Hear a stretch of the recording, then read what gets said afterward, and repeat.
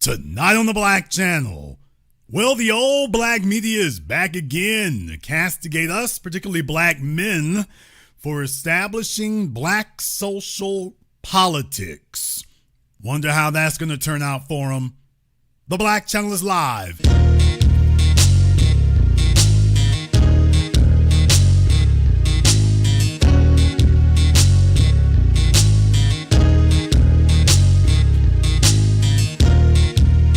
Unapologetic, unadulterated, and absolutely uncompromising. Greetings, brothers and sisters from around the world, and welcome back to the home, the haven, the stronghold, and the everlasting superfortress of intelligent black thought. We are the Black Media, and this is the Black Channel. I am your host, your brother, your humble servant, the voice of Black America, the Black Authority, broadcasting to you live from the only historically black college university of higher education and learning in the cosmos. You are, of course, welcome to join us. And join us you shall, because on tonight's program here, you know, there's a lot going on. I was going to talk about the Olympics, but something else slammed across the radar. I feel like it is incumbent on me to go ahead and give you all the information about that. So lo and behold, there's an article in the LA Times dated today. Headline, denigrating Drake and Kamala Harris is not like us. What? All right, well, I'd like to find out, by the way, who in the world wrote this article? Who wrote this article here, since they are here to speak for who is or who is not like us. Who wrote this article here is, well, Eric Dyson. Should have known. Of course, I already knew. So yes, Eric Dyson has been nominated to run in here and tell us all what we think. He's going to educate us all on blackness when he's not leaving lip fingerprints all over Bill Maher's backside. So Eric Dyson is here to lecture all of us about what it is that we're getting wrong. I'm going to go ahead and read the article here for you. Don't worry, it's mercifully short. But the caption up under the picture there in very small print says, arguments that question the racial identity of the hip hop artist and the presidential candidate deny the complexity of blackness. Deny its complexity? Black isn't really complex like that, sir. Not the complex he's trying to subscribe to it. He wants to sow confusion because, we're here to deliver the black vote. All right, let's go ahead and get into this.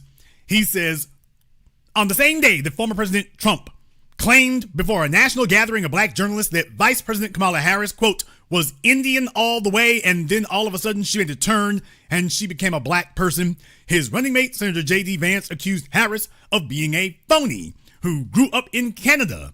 She attended high school in Montreal and used a fake Southern accent at a rally. Both men's accusations sound eerily like those leveled against the rapper Drake by his fellow hip-hop titan, Kendrick Lamar. I don't know, because this is Jason Black interrupting here. I don't know, y'all, because didn't they try to say it was the big three? And then Kendrick said, big three, nigga, it's just big me. So Kendrick would actually dispute that, by the way. According to Kendrick, there is no big three, it's just big him. All right. Both men's accusations sound eerily like those leveled against the rapper Drake by his fellow hip-hop titan Kendrick Lamar and many others in a rap beef whose effects linger. Yeah, because one of them had a hit and the other one just got hit. Drake has been accused of being a colonizer whose Canadian identity,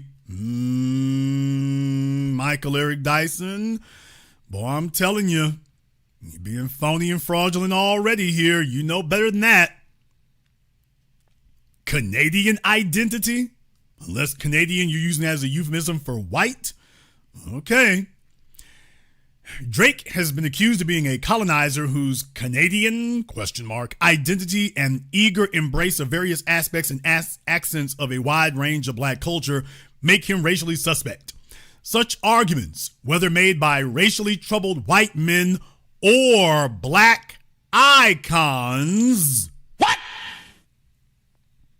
This is Michael Eric Dyson's words now. Such arguments, whether made by racially troubled white men or black icons. So black icons are racially troubled? Deny the complexity and diversity of blackness. Now this is called nigga-splaining. Michael Eric Dyson has been sent in to do the nigga-splaining. For those of you who are questioning Kamala Harris, he's now trying to use Drake. He thinks he's smart. He thinks he's brilliant here, but he's already starting the splaining. So he's going to tell us what qualifies as black or not. He goes on to say here that Trump and Vance have little understanding of and less respect for the multiracial strains and complicated cultural mixtures of black identity. And how is Kamala Harris different? He says Harris, from the start, acknowledged her Indian heritage and her Jamaican roots. That's the part that's complex there, Michael. That's not straightforward. That's the part that's, quote, complex. In our national context, biracial blackness has always covered a multitude of skin types, light or dark, Caucasian or Indian, and lots more besides. The issue is not skin tone, Michael.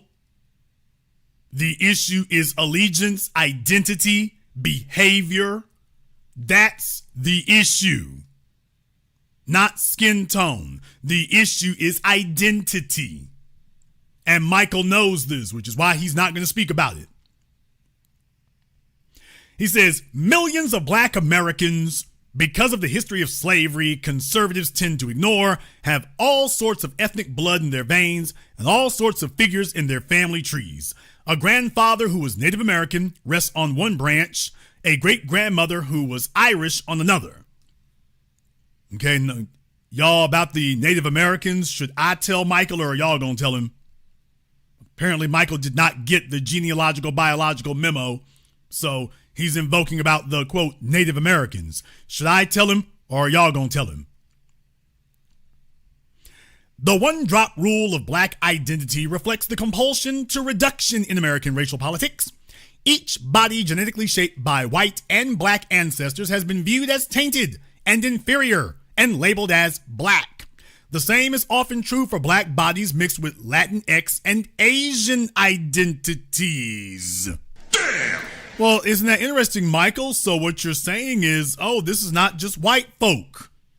So what you're saying that this is global, targeting specifically black folk, especially those of us who come from the soil here in America. All right.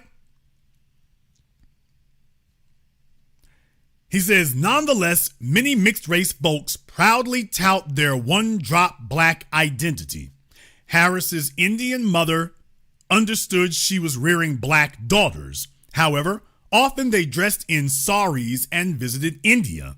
Like millions of black folks, she understood blackness' diverse expressions. Are you talking about Kamala Harris or are you talking about Kamala Harris's mother? This guy's all over the place. He says Trump's argument that Harris pivoted from her Indian to her black identity also flies in the face of the facts of Harris's biography. Her education at Howard University. Nigga, please. And her affiliation with the black sorority Alpha Kappa Alpha. So, folks, as I always told you, she made a shrewd calculation that since she had no black roots and didn't really have any black connections, if she was going to pursue a career in politics, you better prep yourself by getting some black connections. And Howard University is the only thing that any of these people can ever name. I've always told you all, tell them stop they lying, go back before Howard University and tell us what her connections to black society are. And they can't do it. So this is the kind of symbolism that these political parties teach you, which is why I told you all, when Biden comes up for re-election, he's going to tell us that what he did, quote, for black folk is student loans and prescription pills and Juneteenth. That's what he did, quote, for black folk. It's for everybody, but they're going to tell you that that's for us. So with Kamala Harris, I ain't got no black connections. Let me get one. And here you are 30, 40 years later with all these folk telling you, oh, her black credentials was going to Howard. They can't name one thing beyond that. She went to Howard. And they don't want to talk about what she did after she went to Howard. Now, they don't want to discuss that, by the way. Just asking for a friend. Asking for a friend. He says Trump's narrative that black people pimp their race for social gain appeals to those who believe that black progress comes at the expense of white prosperity. Well, that wasn't what he said, Michael, but okay, make up your fairy tales. Vance's vacuous turn of phrase reflects his faux shrill Billy,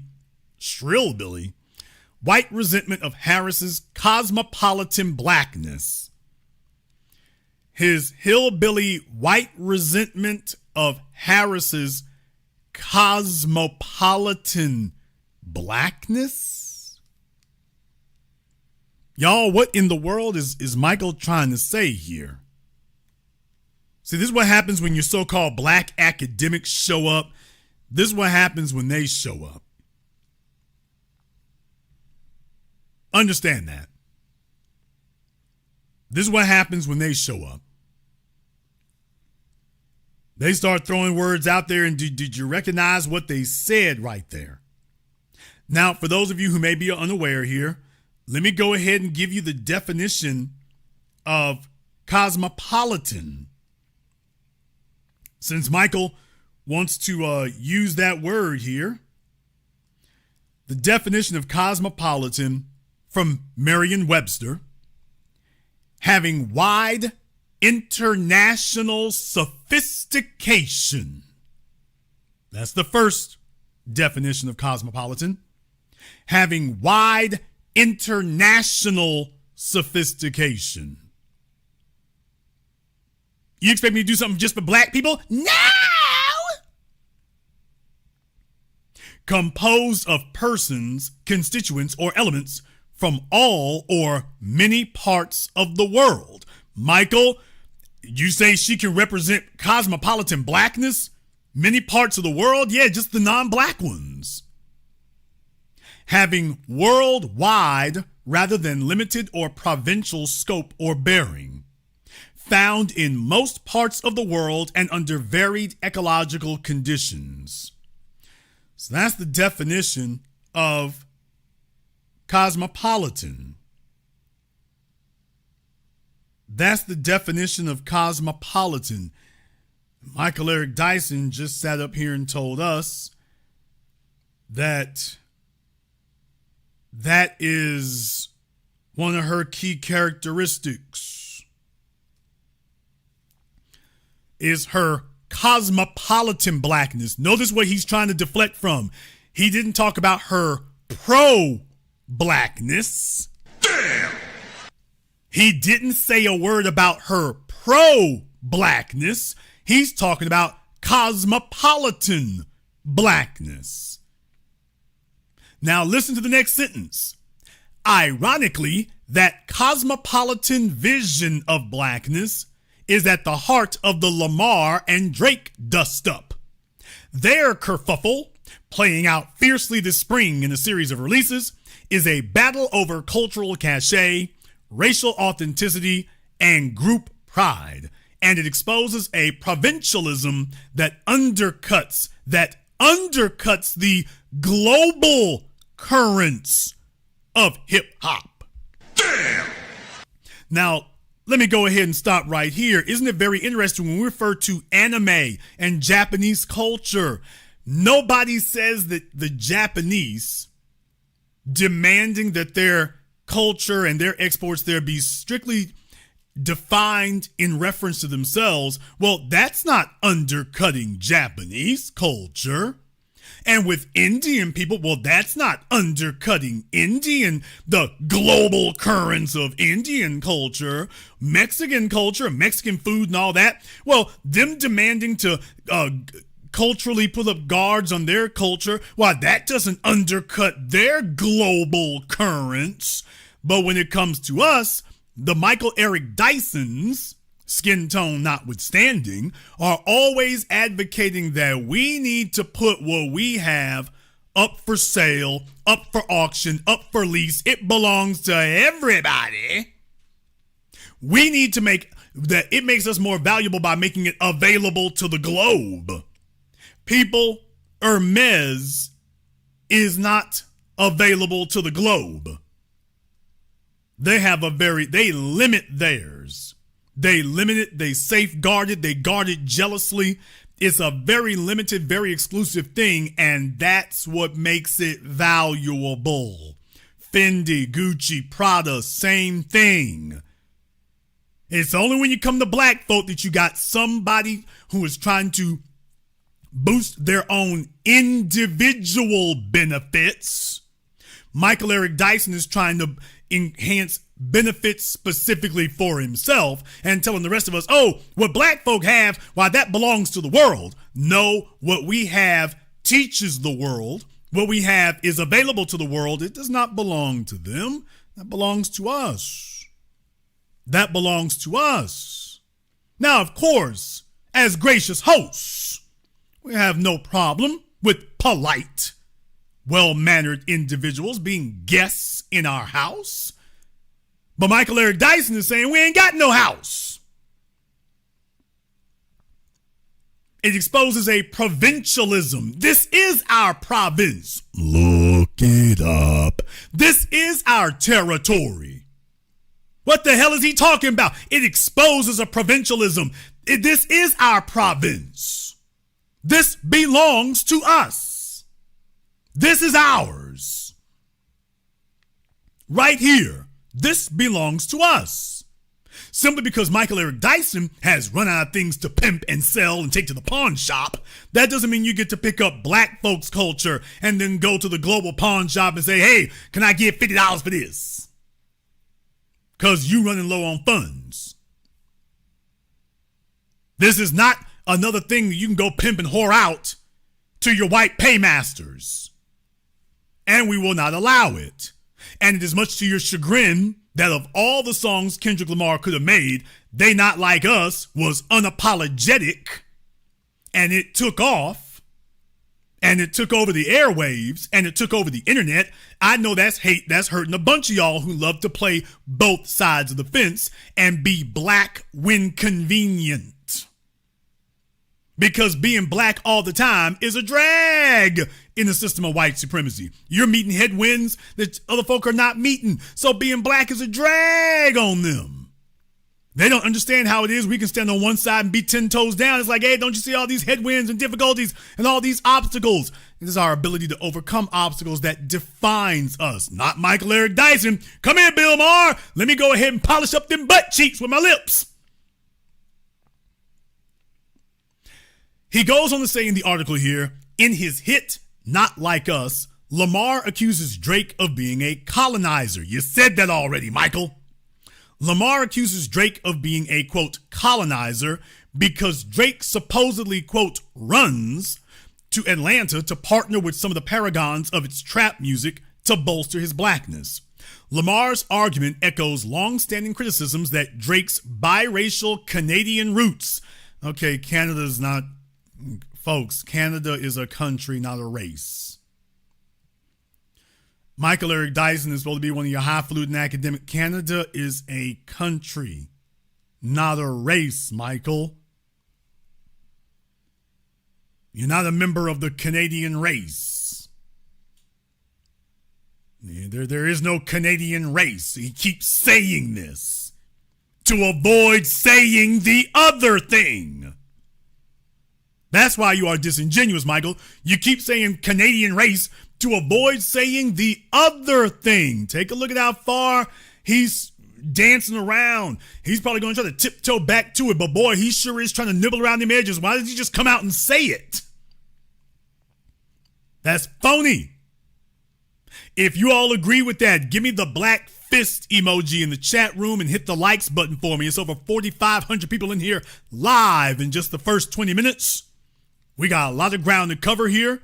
But if you agree with what we're saying here tonight, give me the black fist emoji in the chat room and hit the likes button. Or if you don't, we'll go ahead and wrap things up. But if you do like it, let me see my likes. If you all disagree with Michael and agree with what we're saying, hit my likes and throw up the fist. Let's offend Michael Eric Dyson.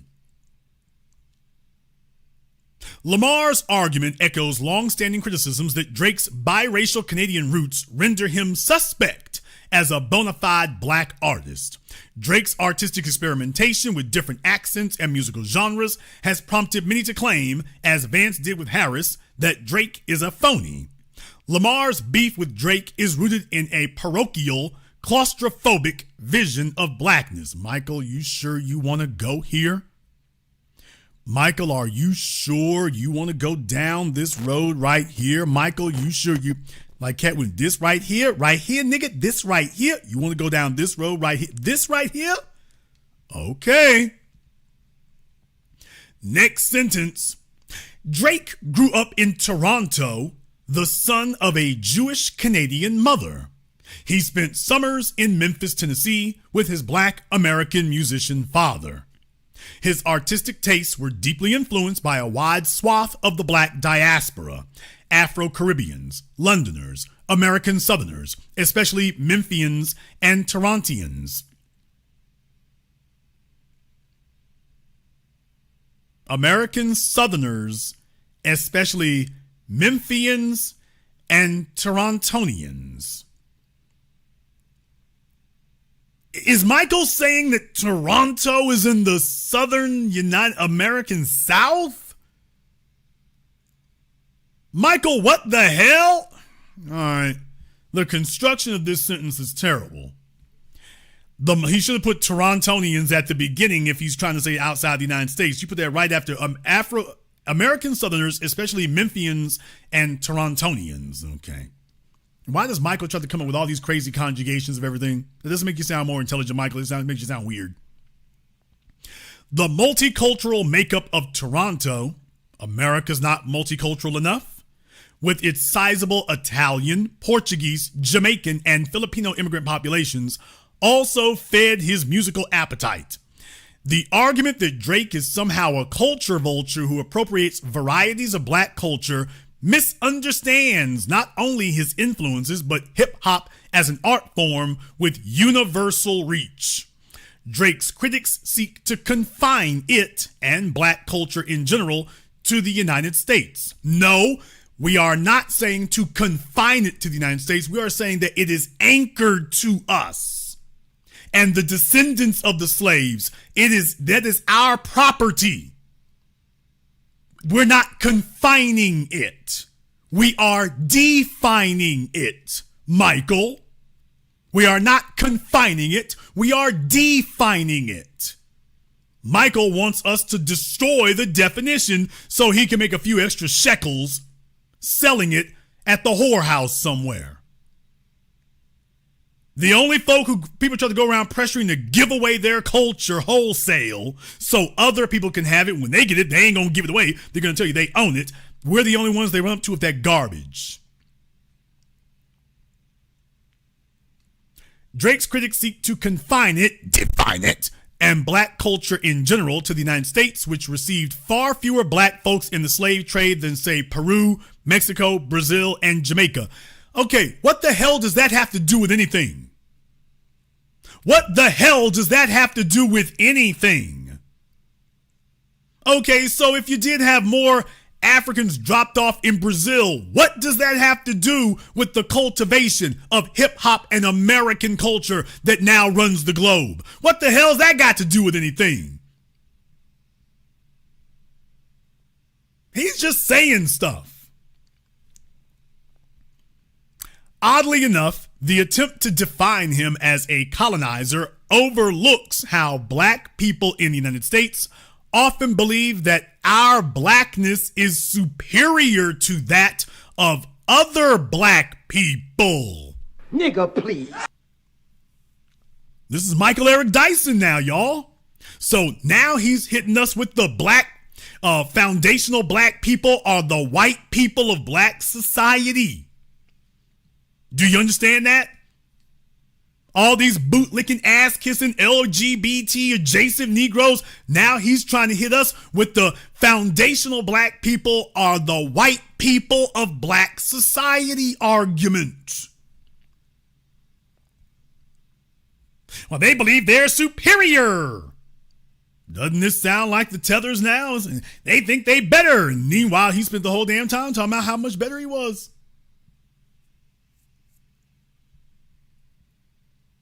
Michael, if you want to know why it is, we keep a side eye on light-skinned niggas. This is Exhibit A. They want to be black when convenient, and then they want to be condescending to the rest of us.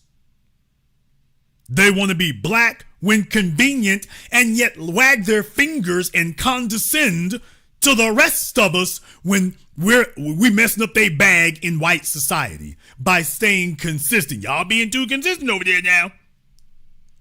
What y'all need is a higher nigga like me to get y'all right.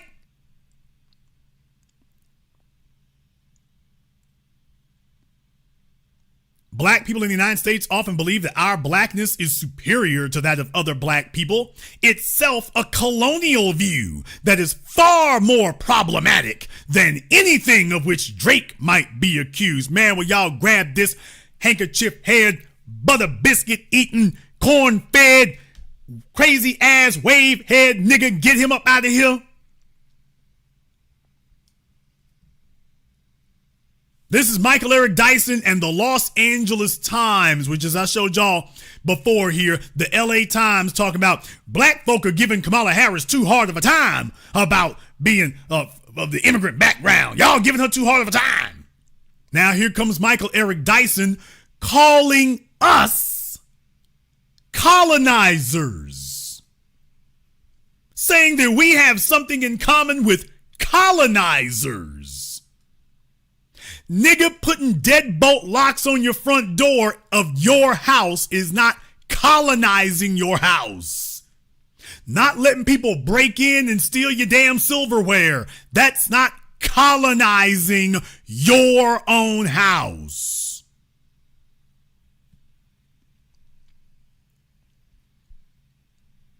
I want to read that sentence again.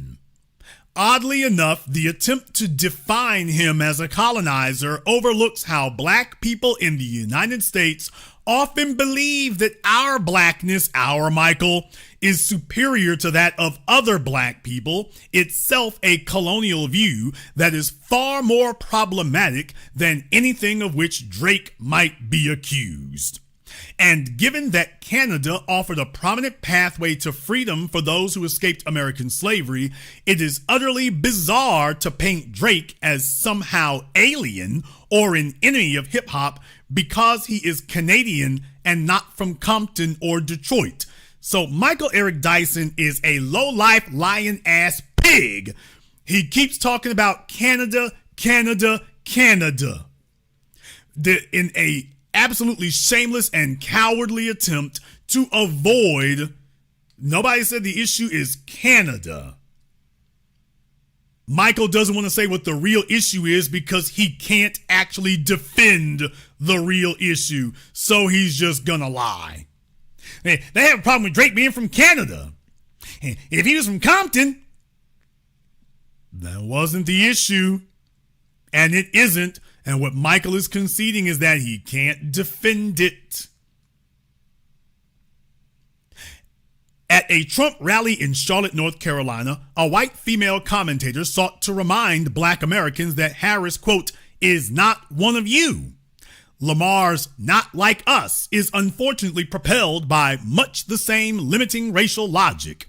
As we fight to expel the racially troubling ideas and mischaracterizations Trump and Vance voice about Kamala Harris, black folk must be careful not to permit those very same ideas in through the back door of our culture. It's Michael Eric Dyson, y'all. As we fight to expel the racially troubling ideas and mischaracterizations Trump and Vance voice about Kamala Harris, black folk must be careful not to permit those very same ideas in through the back door of our culture.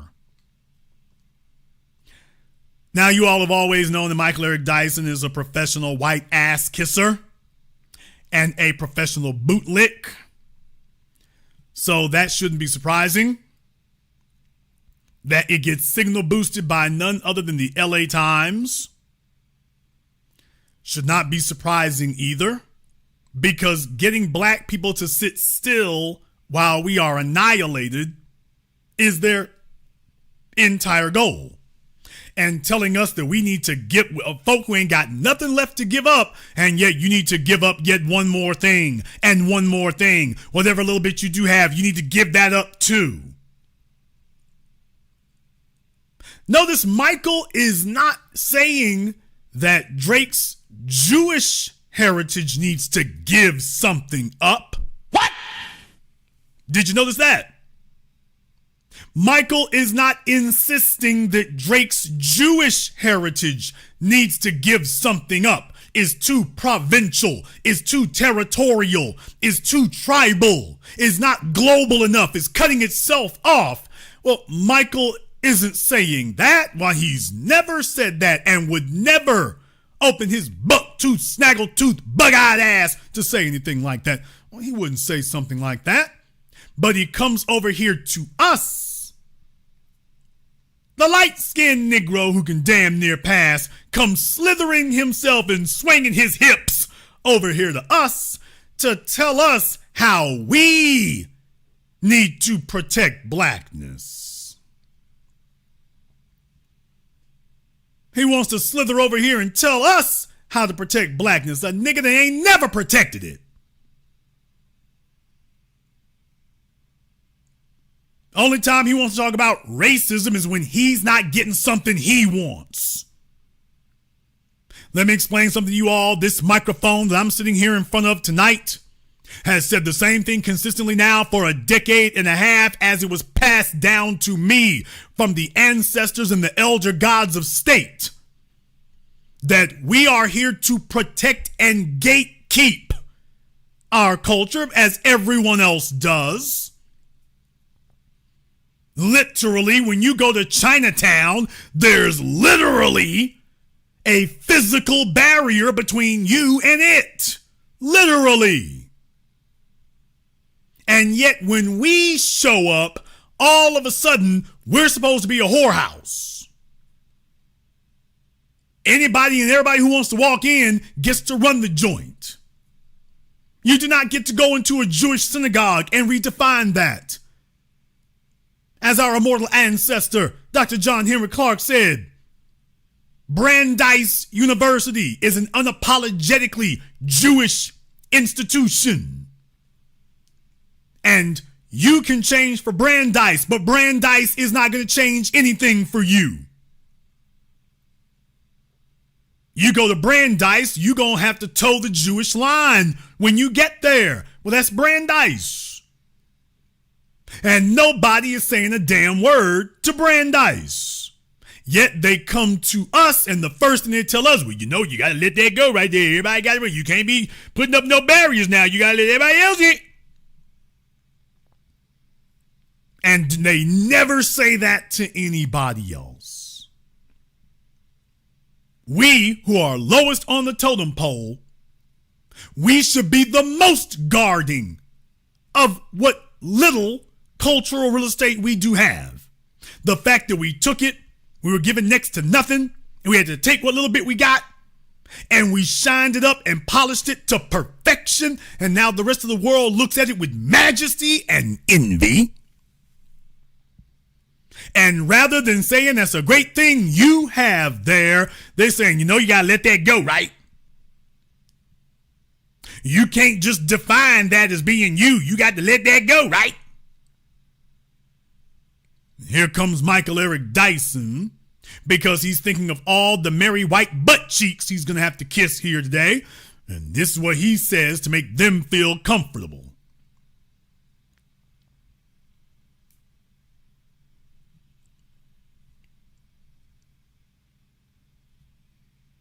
And notice he didn't say a couple of things in there he should have said, so he points out Drake's Canadian heritage.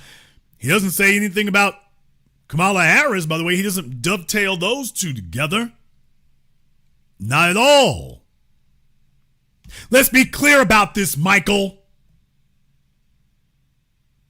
They wouldn't need to send out professional subway ass kissers like you to say this kind of garbage and make a fool of yourself if Kamala Harris's black credentials were obvious. How the hell is it you got to come out and explain somebody's black credentials? Nobody has to explain Pennsylvania Governor Shapiro's Jewish credentials. Nobody has to explain Kamala Harris's Jewish husband's Jewish credentials. Nobody is questioning Doug Emhoff's Jewish credentials. Nobody is questioning his Jewish heritage or Jewish lineage. Ain't nobody asking no questions about that. There are no question marks next to that, because their credentials are obvious and readily available. Furthermore, here's the part that is the death blow, Michael Eric Sampson. Because you are a sap.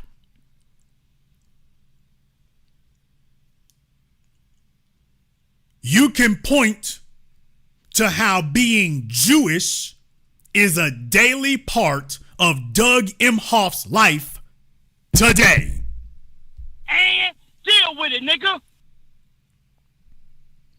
You can point to Doug Emhoff's connection to Jewish society, how he lives a daily Jewish life today. You can't do that with Kamala.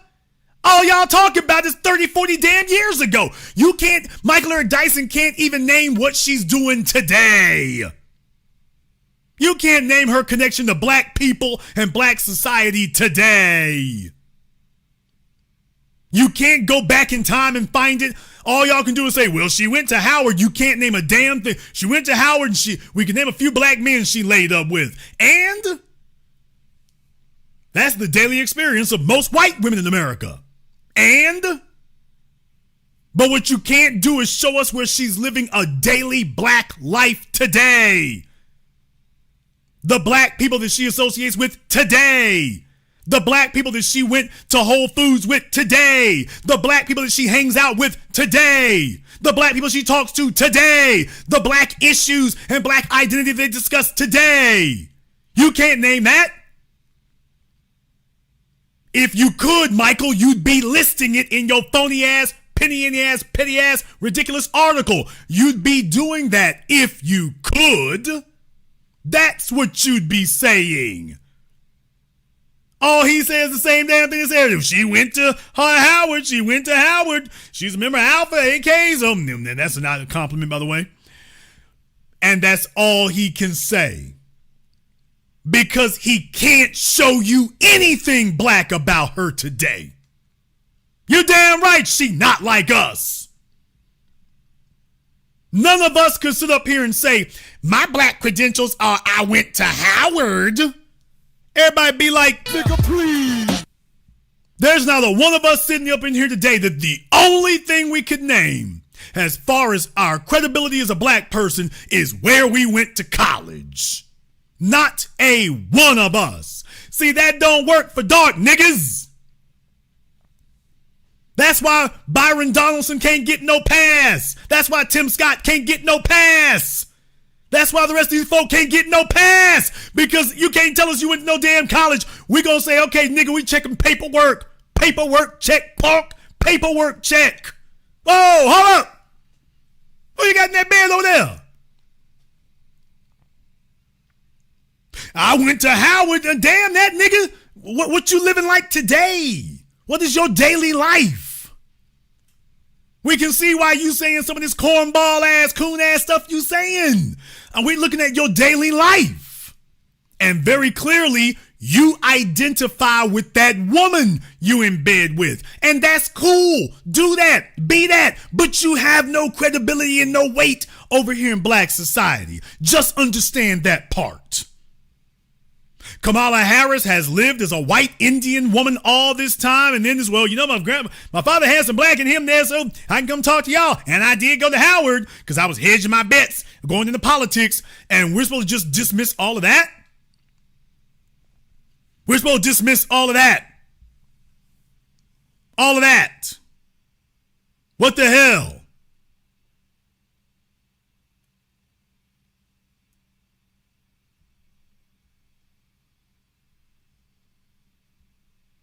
No, if he could actually name something substantial, something actually significant and relevant, he would do so. But he can't. No one can. We keep telling them, tell us her black credentials. Well, you know, she did show up when she was running for office. She talked to Tavis Smiley. That's not black credentials. She had a conversation with Tavis Smiley. Ain't he black? That's not black credentials. What about her daily life is black? Well, can't you see? Yeah, I see. And what about what about her daily life is black? What is it? What is it? And they can't name it. So they have to resort to deflections and, well, you know, she did go to Howard. Nigga, you need more people. Try again. Try again. Kamala Harris's black credentials should be just like the rest of us. They should be blatantly, glaringly obvious and clear. It shouldn't be an issue. Nobody questions Michelle Obama's black credentials, and it ain't got a damn thing to do with her skin tone. Nobody questions her black credentials. Folk questioning Kamala because we all looking around saying, by the way, whose girl is this? Where your people? Whose girl is this? That's what you're supposed to do. Basically, you can't be Jewish and walk off in one of the Hasidic neighborhoods and sit up there and talk as if you speak for the people, and they looking around and can't see no connection to them. What synagogue you go to? Where was the bar mitzvah at? Don't nobody here in the neighborhood know you, your kids. We ain't been to a bar mitzvah with you. Well, you ain't even got a yarmulke on. What do you mean you talk? You represent who? We looking at, well, I went to Brandeis. Okay, that's cool and all, but no yarmulke, no bar mitzvahs, no nothing. The kids ain't no synagogue. Who is you? That's what would happen if you went into the Jewish community and tried what Kamala Harris is doing. They gonna do paperwork check quick. They gonna do a paperwork check quick. Wait a minute, before you say anything, pass the paperwork. Who speaks for him? Who knows him? Who gonna vouch for him? No, you can't run up in here and say you Jewish. No. Who vouching for him? We got marched off to the gas chambers. No, from here on in, paperwork check. Who's vouching for him? His name is Doug. All right. Yarmulke, synagogue, who's speaking for him? Does he observe the holidays, Feast of Tabernacles, Feast of Trumpets, Rosh Hashanah, Yom Kippur? Y'all saw what happened when Kamala Harris tried to talk about damn me Kwanzaa.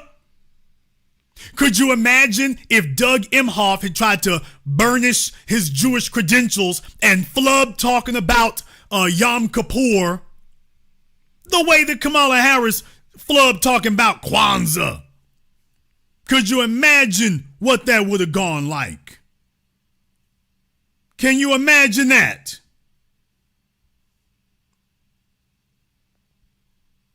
Couldn't happen. If you ask him about Hanukkah and he flubbed it like that, couldn't happen. Couldn't happen.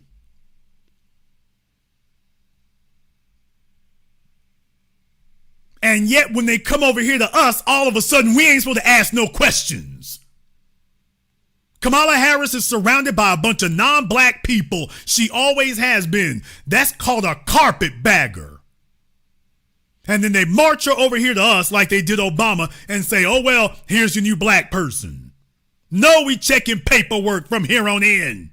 And yes, Kendrick Lamar gave the anthem.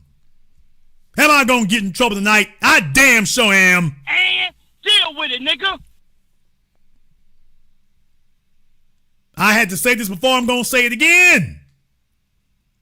We got nothing but peace and love for our biracial and mixed brethren and sister. We got nothing but love for them, but understand, you know like we know that y'all play this game. Some are 10 toes down and they stick with it and they take the arrows and they take the blows along with the rest of us, and it is what it is. And then you got the others. For time immemorial, as Dr. John Henry Clark called them, the bastards of history. Oh, Jason gonna get canceled. As black people, we have had to deal with the plague of the bastards of history because that has been weaponized against us in a manner in which it has never been weaponized against another people anywhere on this planet. The idea that you would give birth, you will have sex with black men and black women in order to give birth to children whose job will be to be the overseers and the infiltrators of the others because they have a genetic link and a blood link to you. So you have a ready crop of double agents and Trojan horses to send in. And you raise them, they get a little bit of an easier pat on the head because they're a little lighter skinned, or the nose ain't quite as broad, or the lips ain't quite as thick. So you give them a little bit of easier treatment and you make sure they understand. Now, you ain't black like the rest of them. Well, what am I? You're mixed. Okay. So when you and I, those of us who come from the soil, when we talk about white supremacy, we talk about them folks over there. But when Drake talks about white supremacy, he talking about mom. Damn.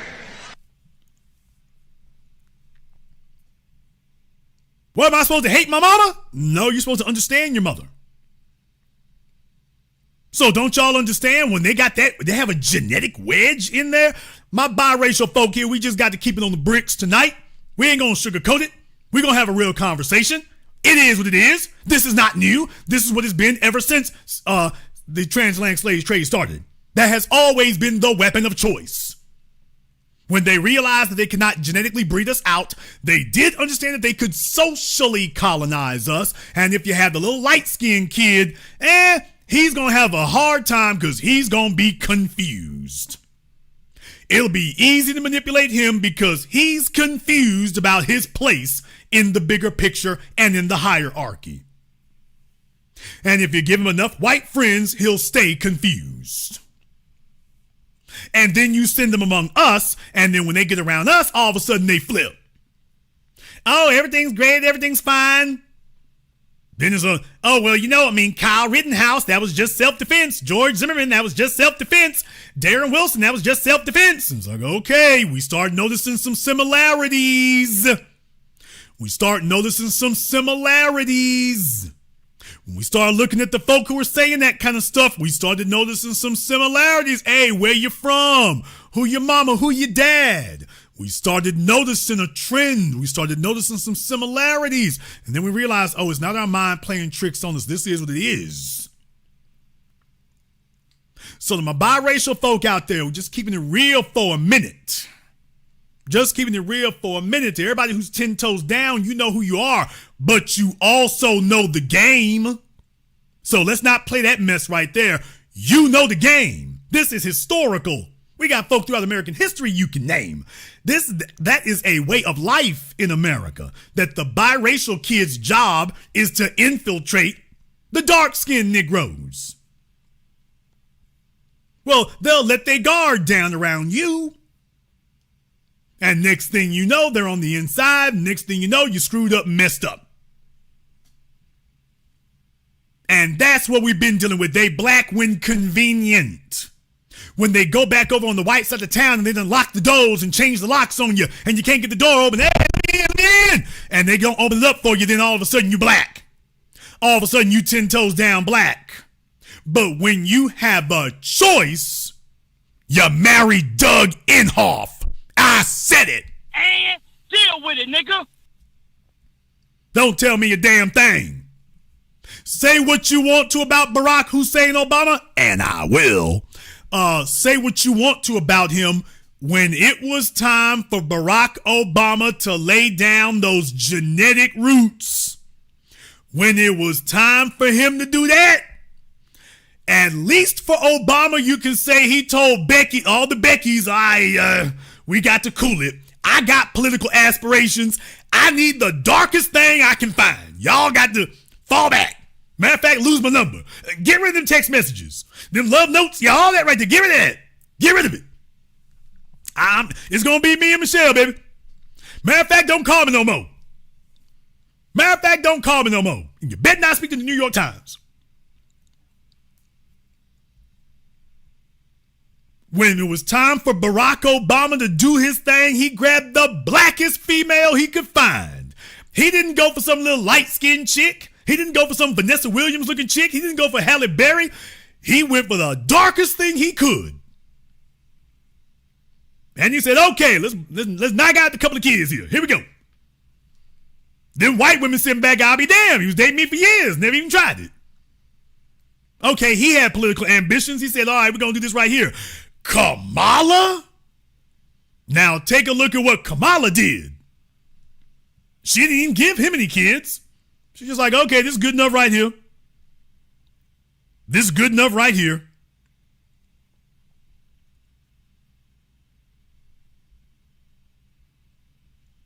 Now I got to keep it real tonight. We're just going to keep it real for just a minute, just a little bit.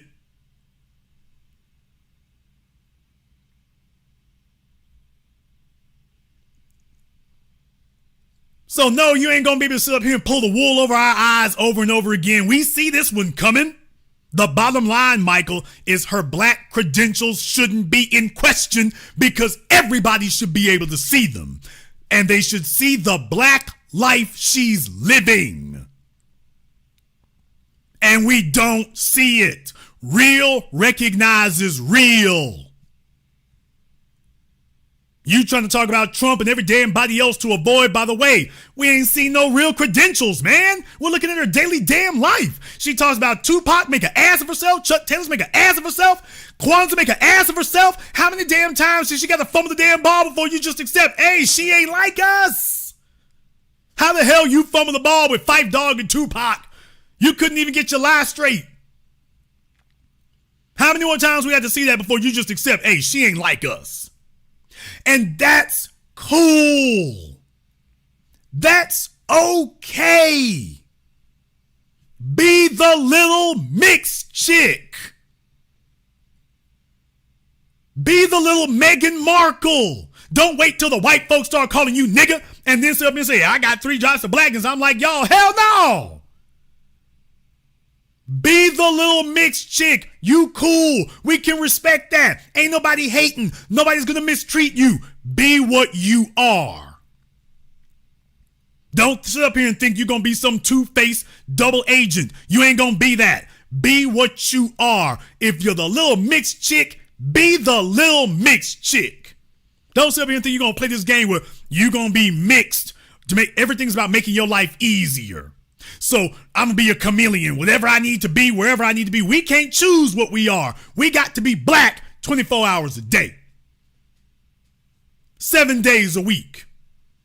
On every inch of this earth, we got to be black.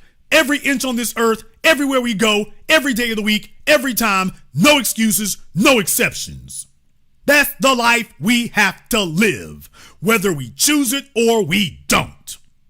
You ain't gonna sit up here and come among the people who have no choice and then say, well, I'm like y'all when it's to my convenience. We're not gonna have it. This is not convenience for us. This is life. You want to be black when you need a voter base. And then you're Kamala Davy when you need to get elected in California and seem non-threatening and confuse people. Let's be clear. The white folk in California did not know that they thought they were voting for an Indian female. Damn! Let's stop the nonsense. The white folk in California thought they were voting for an Indian female. Plenty of Indians and Asians out there, that's what they thought they were voting for. They thought they were voting for that. Only later does it start bubbling up and become real prominent. Oh, wait a minute, there's more to it than that. By then, you done gave her the seat now. Then they took a look at her husband and they was like, oh, well, she ain't really 10 toes down with them Negroes over there like that, so we can roll with her. She one of us. Okay. That's what it is.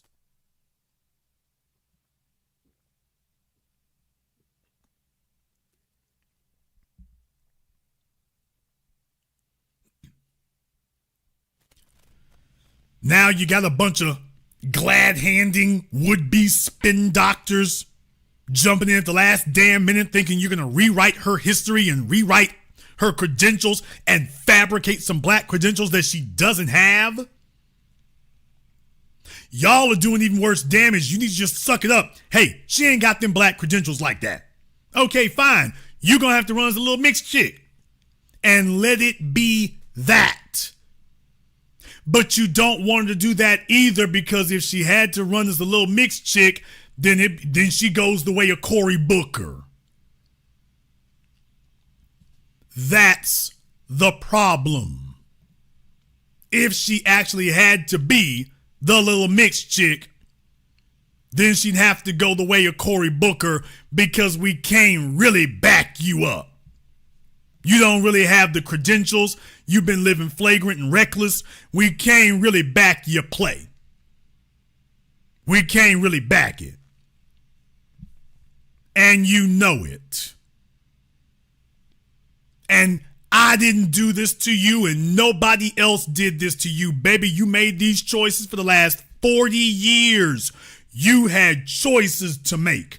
And like, I'm about to get into more trouble right here. I'm about to get into more trouble on this place right here. I'm about to hurt some. Jason, you always beating up on the mixed kids. Jason, you always doing that. Okay.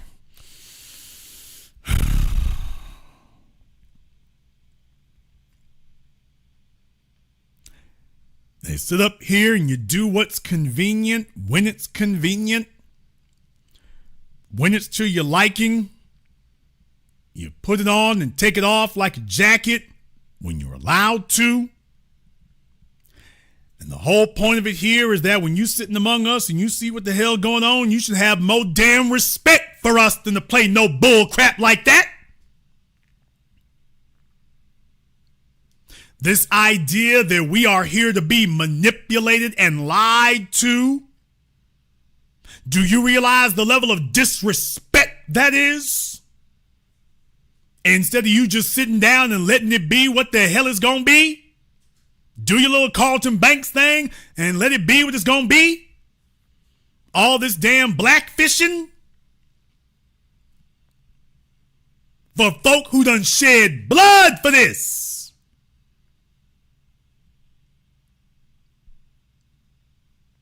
You sit up here and you go to school where you want to when it's convenient, and then you turn around and marry who you want to when it's convenient.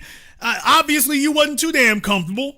Obviously, being around us wasn't too damn comfortable. She slept with black men so she could get a job in politics, but when it was time to get married, she found the first white man she could, and you ain't seen her since. Baby, you got to carry that. You got to hold that. You done spent 40 years with all that damn false flagging. We don't get to live that way.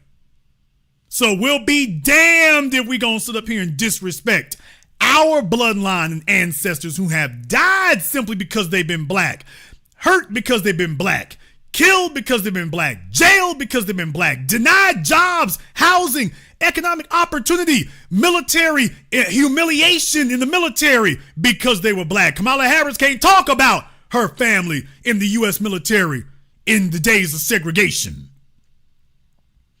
She can't give you any stories about that. She can't tell you about what was going on in her family in the civil rights era and how they were oppressed and persecuted. She ain't got no stories like that. And she doesn't have any today. That's why they have to send out other people who are very, very afraid right now. Oh, man. Damn! Bowling Ball Martin, the gift that keeps on giving. Bowling Ball Martin, boy, I'm telling you. Head like a kiwi fruit. Well, he's got a video here that he put up. These folks are afraid, scared to death. Let me show y'all this. If she listens to his political advice, I'm like, okay, she's as dumb as he is. Probably even dumber. I want you all to listen to what he had to say here. Fair use, Bowling Ball. Fair use. By the way, I know you're going to hate on it, but fair use. There's no way in hell the Harris campaign should agree to any debate that involves Fox News. And their response, Teresa, should be, they paid a $787 million settlement for advancing Donald Trump's lies by the 2020 election. They have forfeited their opportunity to host a debate. They should not do anything. Okay, here's the problem, Bowling Ball. First of all, CNN and all these other networks have had to pay out for false stories. All these networks have had to make settlements. Do you all let me explain something to y'all about these corporations, okay? Let me explain something to you. And Bowling Ball knows this, which is why he's been dying and trying to get back in. People, CBS, ABC, NBC, CNN, Headline News, Fox, all of them get sued on a regular basis. All of them have had to make payouts. All of them. Not one or two, all of them. Now, usually what they're able to do is they're able to make a settlement and you have to sign a non-disclosure. And so the only thing that gets printed in the papers is both sides have agreed to end the lawsuit. Now, that's what happens on a regular basis. Folks getting sexually harassed, printing false stories. They don't want to issue a retraction. So these folks had to pay out money all the damn time. That is a normal course of events in corporate media. New York Times, LA Times, all of them. What they usually do, though, is their lawyers structure the settlement in such a way that they can sweep it under the rug and don't have to talk about it. Let me go a little bit further with you.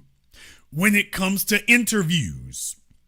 Now, when it comes to interviews, these networks, journalistically speaking, you're not supposed to pay for interviews. But the networks do. So they're going to sit up here and tell you all kinds of things, folks. They pay for stuff all the damn time. They pay and pay out all the time. And Roland knows this. So for him to say something so ridiculous, well, it's in keeping with his lowered IQ. But by the way, say something that damn ridiculous. As if Fox is any different from the others. That's the shell game they play with us, is that, well, don't worry, these folks over here, the Democrats is different from the Republicans when they're doing the same damn thing. Well, it's different. No, it's not. You just getting paid off and kissing ass. It's different for you. It's not different, it's just different for you.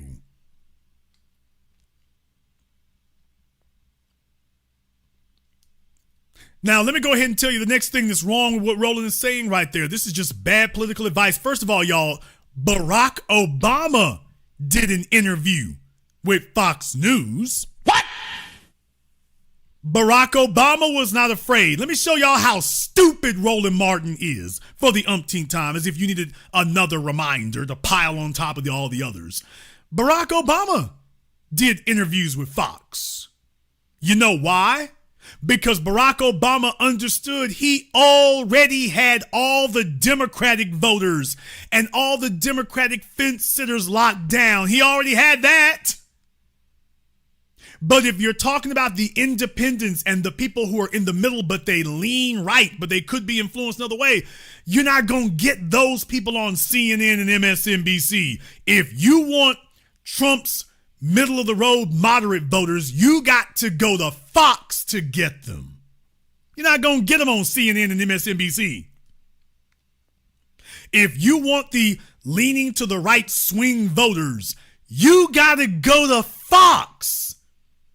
CNN and MSNBC are already wholly owned propaganda subsidiaries and publicists for the Democrat Party.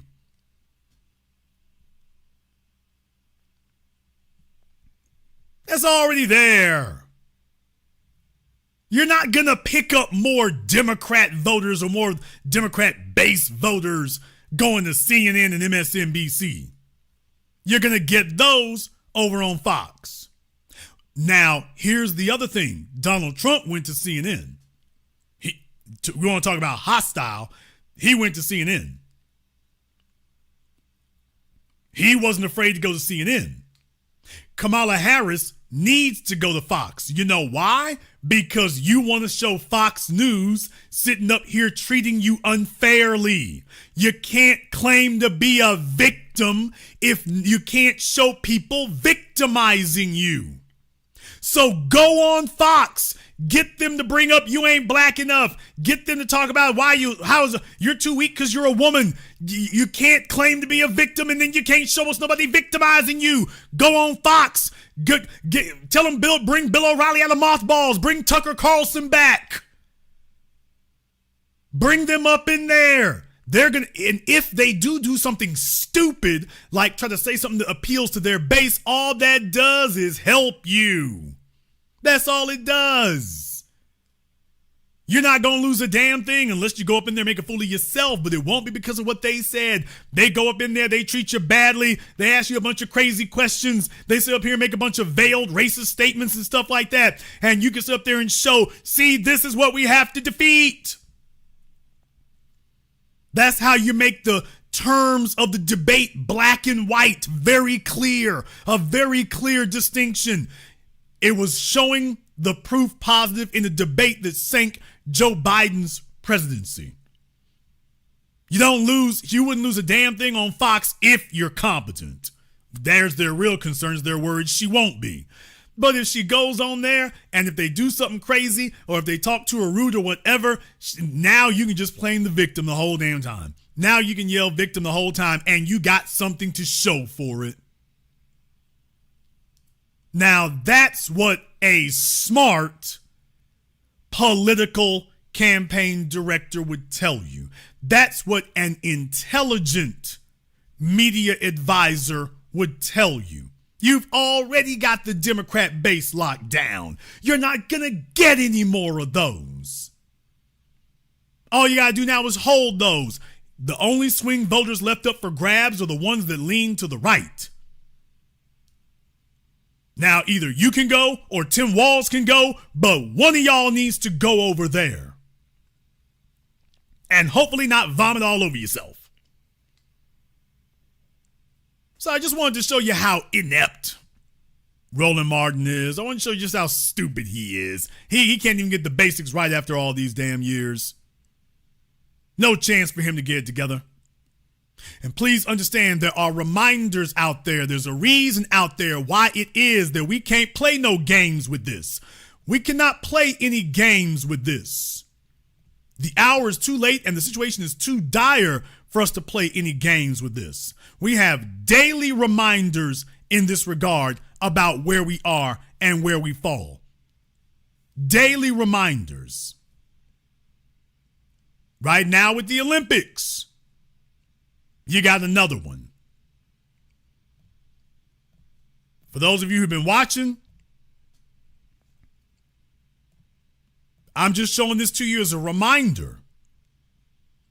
The U.S. Olympics officials say they'll appeal a ruling that gymnast Jordan Childs must return the medal that she won in Paris. What? Yeah, y'all, she won a medal in the Olympics in Paris, bronze medal, and they said, yeah, we got to get that back. Yeah, we got to get that back. I want to show you the story here from the Associated Press. Jordan Childs has been stripped of a gymnastics bronze medal. The U.S. Olympics officials are appealing a court ruling that resulted in American gymnast Jordan Childs being asked to return the bronze medal she won in the Paris Olympics floor exercise. The Court of Arbitration for Sport, CAS, voided an on-floor appeal by Childs' coach that vaulted her to third place, saying that the appeal came 4 seconds after the 1 minute time limit for scoring inquiries. What? You all heard that correctly. USA Gymnastics disputed the timing, saying in a statement Sunday that the agency submitted video evidence to CAS that showed Coach Cecile Landy first appealed 13 seconds before the deadline. Quote, the time-stamped video evidence submitted by USA Gymnastics Sunday evening shows Landy first stated her request to file an inquiry at the inquiry table 47 seconds after the score is posted, followed by a second statement 55 seconds after the score was originally posted. The dispute over such minute details sets up what could be a months or years-long legal battle over the gymnastics scores. The International Gymnastics Federation said Saturday night it would respect the court's decision and elevate Ana Barbosou of Romania to third. The International Olympic Committee confirmed the ruling Sunday, announcing that it was reallocating the medal from Monday's final. Now, please understand, folks, what they're saying is that Jordan Childs won the contest. She obviously outperformed. And when these folks are saying, oh, well, y'all, you waited too long to dispute that. By the way, one more thing. This is Anna. And this is Miss Ana Barbosou on your screen. Romania's finest. That's Anna. Yeah. So, Anna, you didn't win, but don't worry. We can fix that. We can fix that.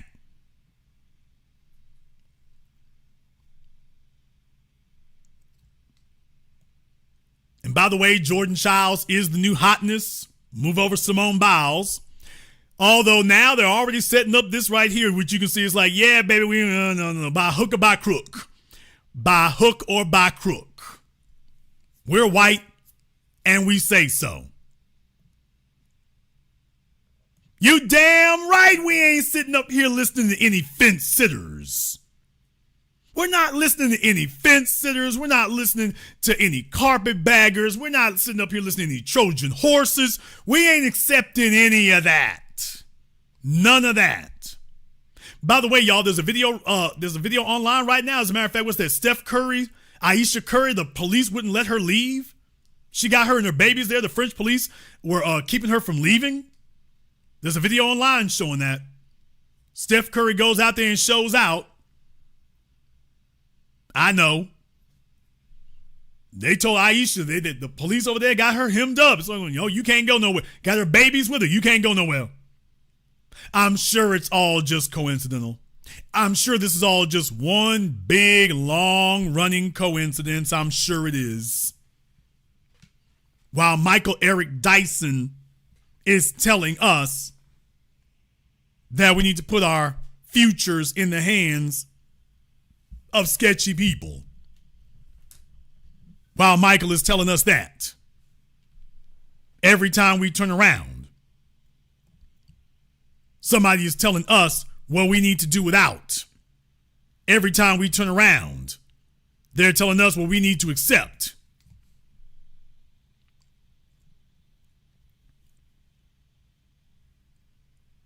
That's what the hell we looking at.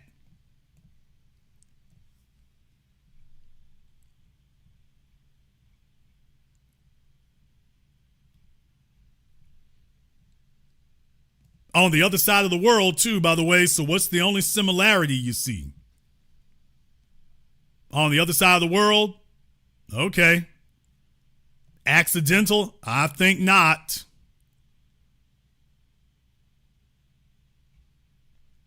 Let me go ahead and let me show the video here. As a matter of fact, let me go ahead and post it up for you all so I don't leave you hanging about that.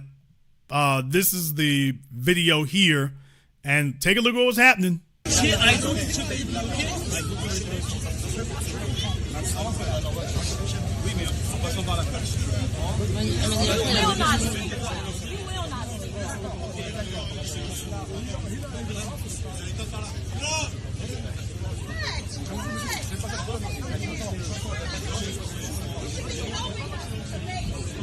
I mean, you see the way they got them surrounded like that? Well, that's New York City.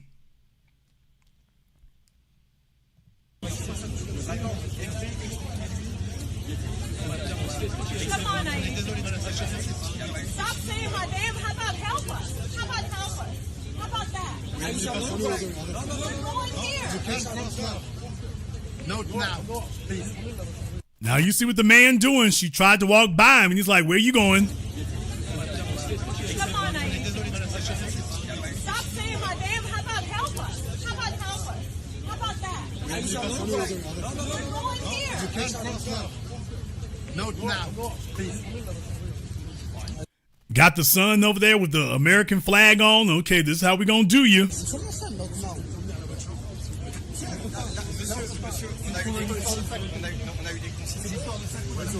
It's right there where all those people are on that side.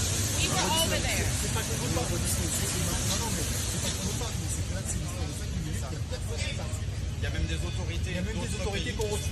Look.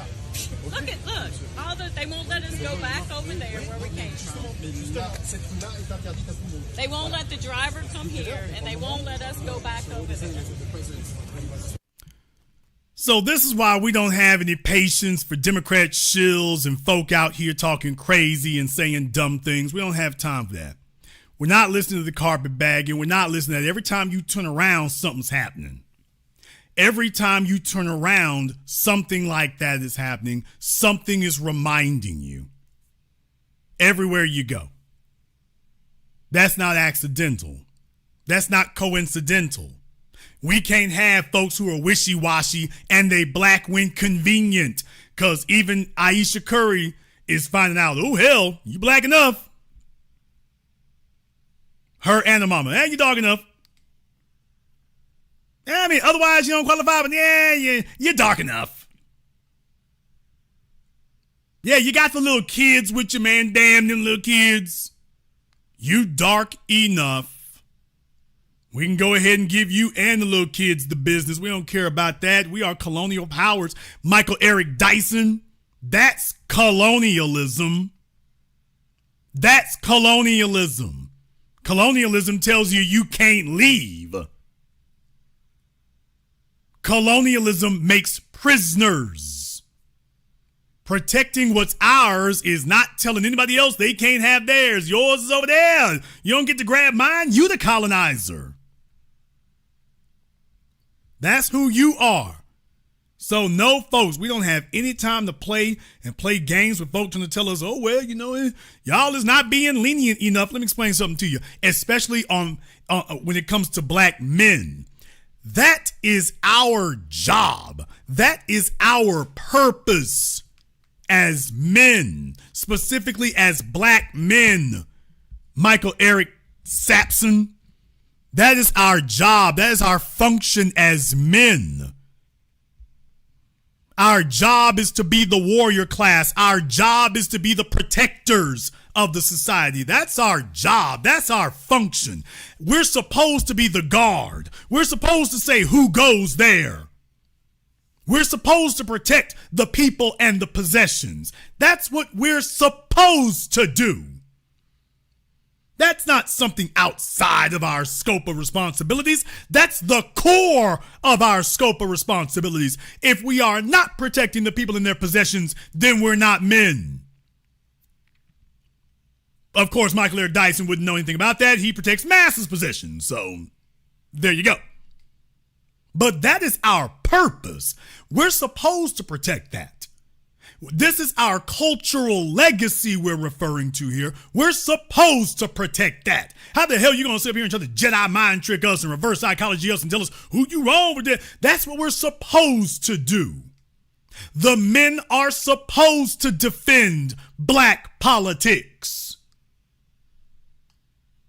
What the hell are you talking about? We're the most oppressed people on the planet and we're not supposed to protect our politics? So everybody else get to play politics hardball as much as they want to. But we're supposed to leave everything unprotected and undefended because you all brought an obvious Trojan horse carpetbagger in here and we ain't falling for it?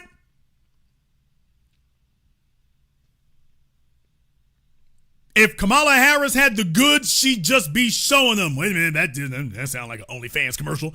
If Kamala Harris actually had the credibility, she wouldn't need you to say a damn thing. Her credibility would speak for its damn self. Ain't nobody questioning Kendrick Lamar's black credentials. Drake tried it, it didn't go well. In any case, nobody's questioning his. Yeah, the reason for that is because that's the way that goes, man. People don't have to question you when it's obvious. When it's obvious and it's real, you don't have to get questioned. You get questioned when people requested the paperwork and the paperwork came back funky. Now you trying to sit up here and shame us. Y'all shouldn't be asking questions like that right there. In this era, we need to triple down on blackness and having a solid understanding of it and the solid interest of it because we are more under attack than we have ever been. You damn right we supposed to be more on it than we ever been. How's somebody going to tell us we wrong for that? We supposed to be more on it now. Because us standing up for blackness is the most rare thing in America because it doesn't require us to mistreat anybody. Other folks, quote, standing up for them requires mistreatment. Us standing up for being black and what we're experiencing, it doesn't require us to mistreat anybody. All we're doing is making sure we're not mistreated. Hey, y'all can't keep doing that mistreatment of us you've been doing. Wait a minute now. All that black stuff, all that DEI stuff, all that black stuff you doing there.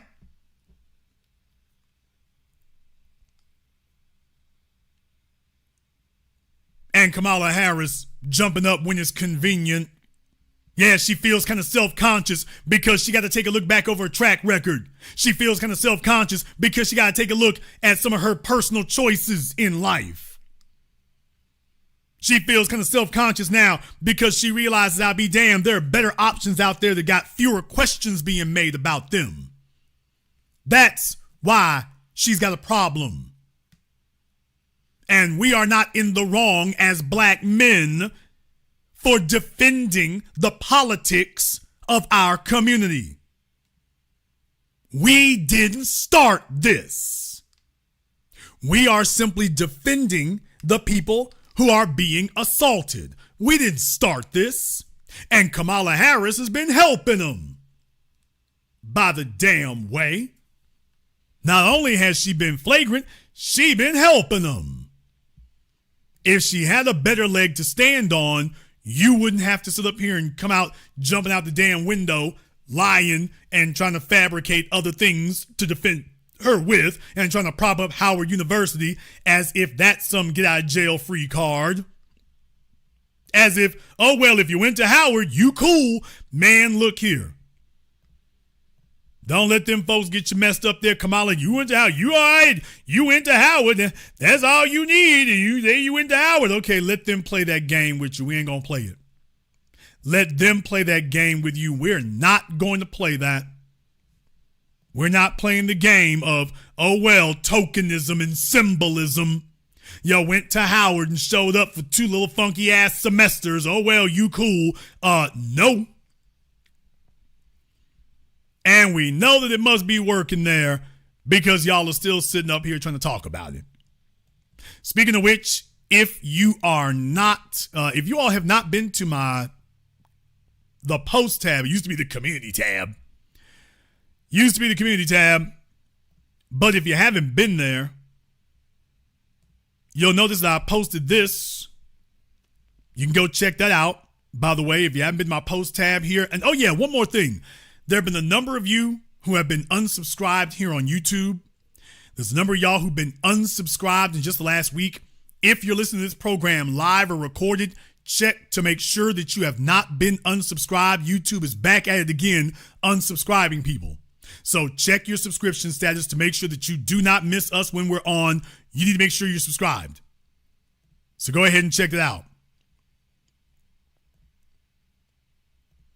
But on my posts, you can take a look and see. This is a good video for y'all to watch because they go in detail about it. By the way, there's a secret curriculum for the kids whose families have given money and legacy. And oh yeah, you're not going to find Ed Blum or Ben Shapiro. Oh, I'm sorry. Y'all are the guys who go buy degrees. It's folks like y'all who go buy their degrees. Of course, you're not going to talk about what you all are doing. So, there's something happening over there. There's DEI. Yeah, for you. But speaking on Kamala Harris, by the way, remember I asked this question about, has Kamala Harris ever sent innocent black people to prison? Well, we didn't bring receipts. We brought invoices. And this is something that came up when she was trying to run for president 4 years ago. By the way, yeah, she sent innocent black people to prison. Then when they tried to appeal to get out, she showed up to say, yeah, you really shouldn't let them out. So, yeah, Kamala Harris has sent innocent black people to prison. She has sent innocent black men to jail. She has done that. Hey, Michael, a few words about that. Can somebody get a hold of Michael Eric Dyson? You might have to call Bill Maher's house. You might have to call Bill Maher's house to get a hold of Michael. You might have to do that.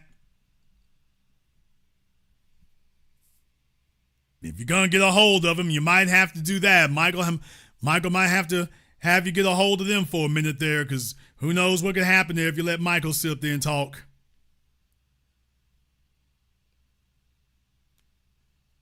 Not going to say what Michael is doing over there, but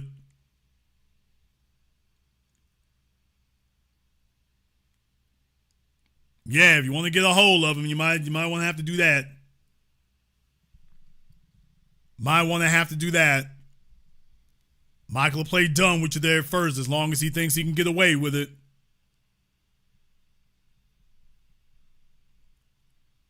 So there's a reason why we're doing this the way we are. There's a reason why we're doing this the way we are. We're doing this the way we are because we've been having to deal with this all this time, and all we're doing right now, folks, just please understand this is all for the best. This is all for the best because all this confusion is not helping anybody. We are going to be so much better at the end of this because we're going to clear up the confusion. Folks have been deliberately trying to confuse people. All we're going to do is make sure that the confusion stops. That's all we're going to do. And everything and everyone will be better off as a result. However, you might disagree, though I can't imagine why you would, but you might disagree. In that event, we're going to go ahead and post the link to our Zoom here in the chat room. So that'll be available for you to go ahead and link up with us there. For those of you who wonder or whatever, we were using Blog Talk, but the service has become basically unusable. So for that reason, we're switching over to just using Zoom. Don't worry, I will not require you to be on camera on Zoom. That's not a requirement. So you can definitely go ahead and use Zoom. The only thing I do require, make sure you have your camera on just so we can make sure there's no trolling issues. That's the only reason we need that for. just to make sure everybody is here under the right pretenses and no nonsense. But other than that, you can go ahead and check in with us there. In the meantime, here, I want to thank everyone who has contributed to support tonight's program on PayPal, Super Chat, Venmo. Shout out to my man, Mr. Richburg. Thank you very much for your support here tonight. We appreciate that.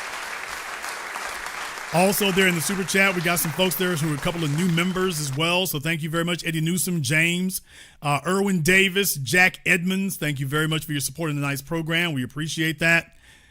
We're going to go ahead and take a very brief commercial, non-commercial break. When we come back, we'll be taking your calls and more.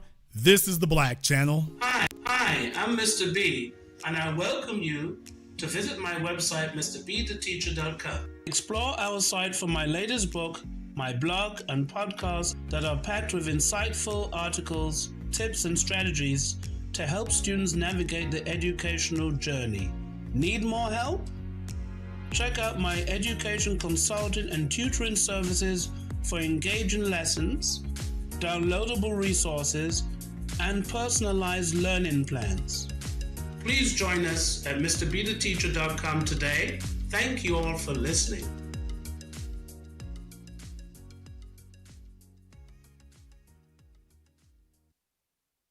A white supremacist assassin seeks revenge. Corrupt FBI agents with evil intentions. Dangerous black collaborators dedicated to treason. Occam Jeffers must defeat them all and somehow survive. One misstep and he's a dead man. Join Occam Jeffers as he looks the devil in his blue eyes and tells him, Black first. A sequel to the underground hit War of the Heart, Spirit of 1811 Publishing presents God Love Us, on sale at Amazon. Pre-order and save today. Visit spiritOf1811publishing.com and show your love.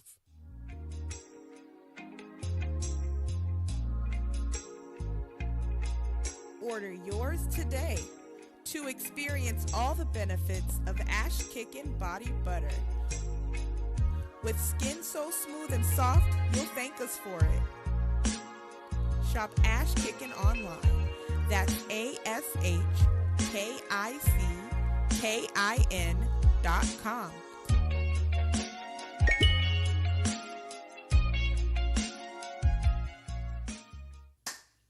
Hi, this is Brenda Starr, creator of Poetry with a Purpose and author of the book Pressed But Not Crushed. Pressed But Not Crushed is an anthology of political poems that address current and historical issues in American descendants of slave population and African American population.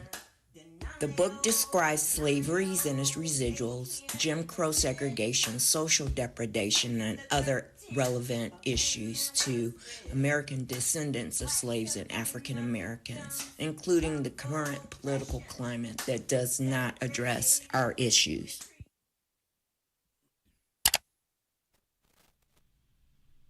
This is the Black Channel. I am your host, your brother, your humble servant, the Black Authority. Very glad to be with you all here this evening. And we are discussing about how the old black media has kicked over into bootlick mode. They are trying to shame all of us and tell us that we need to stop asking these questions about racial politics. We don't need to ask that. Kamala Harris went to Howard, and that's all we should require. That's it. That's the only thing Michael Eric Dyson named. Well, Kamala Harris has been to Howard, and that's all she requires. Why Drake went to Memphis as a kid, that's all we should require. Doesn't matter how they live their daily lives. It doesn't matter what they do. That kind of tells you a lot about Michael there when you think about it for a moment, doesn't it? Damn!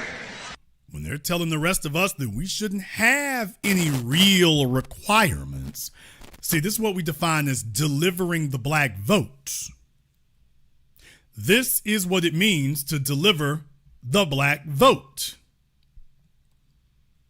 When they come up on us, they show up once every 2 or 4 years and they don't offer anything. It's just, by the way, y'all just fall in line and do as we say. This is the person we presented to you. Don't ask them no questions.